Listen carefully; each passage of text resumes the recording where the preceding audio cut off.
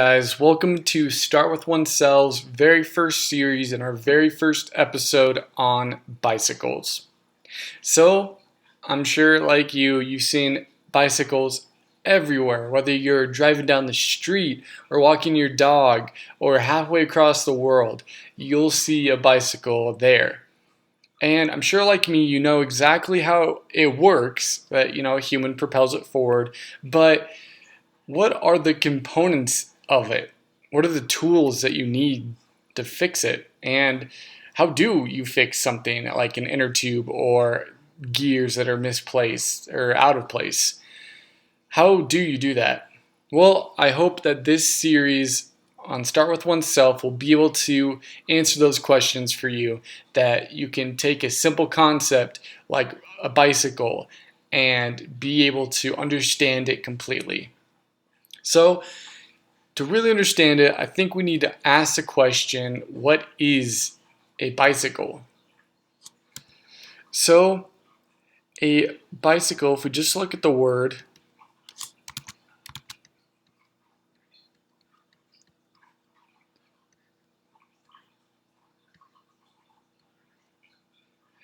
bicycle is broken up in prefix and suffix. The prefix is bi, which means two, and cycle actually comes from or derived from a Greek word called kyklos, which means circle wheel. So two circle wheels, a bicycle. The definition of a bicycle is a vehicle composed of two wheels held together in a frame, one behind the other, propelled by pedals and steered with handlebars attached to the front wheel.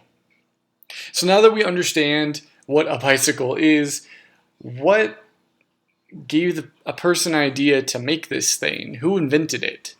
So, we scroll down here, we will come to this fine gentleman right here, and his name is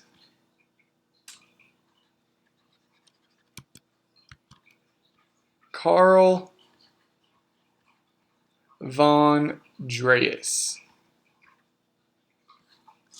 Oops. So Carl von Drees, when he went to university, he went to Heidelberg University, which I believe is in Germany. He is German, by the way. He studied math and physics and a load of other stuff like agriculture and architecture. After that, he actually went into civil service and became a forester. I believe he climbed the ranks from there and then got commission from all of his work and left and became an inventor. And this is one of his inventions right here. So what is this thing right here?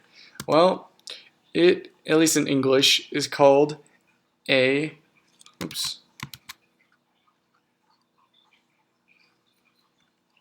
velocipede, also called a running machine, a hobby horse, but most commonly it's referred to as a dandy horse. Oops. Oh.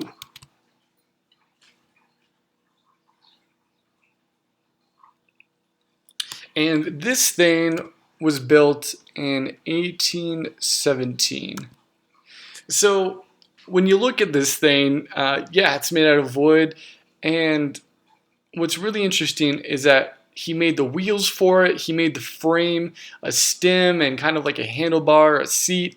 The one thing he didn't make was a pedal. This was a human-propelled vehicle. There weren't any pedals yet to be made on it, at least from what he didn't make. But as it being a human-propelled vehicle, it was kind of hard to not only steer but brake as well. Not till later that they started putting pedals on the front wheel, and it kind of changed from there, and it became better and more sophisticated. But 300 years have passed since this thing was invented. And bicycles have transformed into different styles of riding. So each with their own advantages and disadvantages. So we're going to just talk about a few right here. So we're going to start to the top left, and this is a recreational bike. Recreational bike. It's not too sophisticated. It's actually pretty basic. But you'd mainly use it when you're riding around the neighborhood with friends or going on some very simple, easy trails. Nothing too crazy. If we come to the right, we have getting ahead of myself, touring bike. And so this bike is good for long distances and for carrying cargo, as you can see right here.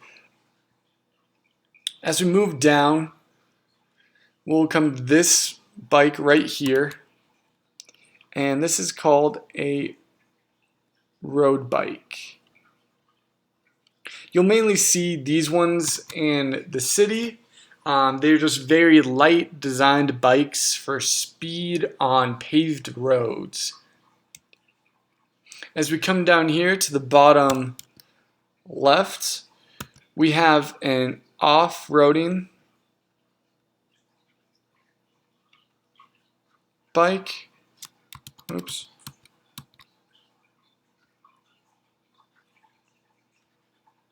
Also referred to as a mountain bike. And so you would mainly use this type of bike in extreme sport like downhill mountain biking, but it just has multiple gear sets and allows you to ride off trails really easily.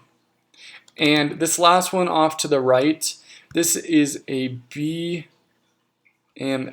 bike. These are really cool if you've ever been to a skate park. It's really interesting to watch some really good professionals ride them. So now that we know different bikes, we know that they pertain to different parts in our lives, whether we're hanging with friends or doing something a little bit dangerous like downhill mountain biking, or BMXing in a skate park, or using our road bike in a cyclist race. But mainly one question I guess to ask is why? Why is it important to understand how a bike works? Well, understanding how a bike works will give you information to responsibly own one, be able to work on it yourself, and in the long run, hopefully just save you money and keep you fit.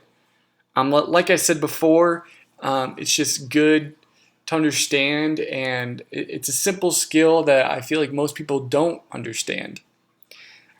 So how will these videos teach you? How will they teach me? I hope we'll just go over in an overview, in-depth knowledge on bikes, tools you'll need in maintenance, and step-by-step processes to help you along the way. I'll do my best to cover the slight variations of components, as you can kind of see from the bicycles that we went over, with respect and how they kind of operate versus each other, and the advantages and disadvantages of them. But whether you're a beginner or an experienced biker, hopefully there'll be some knowledge here for you to gain, and hopefully it'll help in some way. But other than that, let's get started.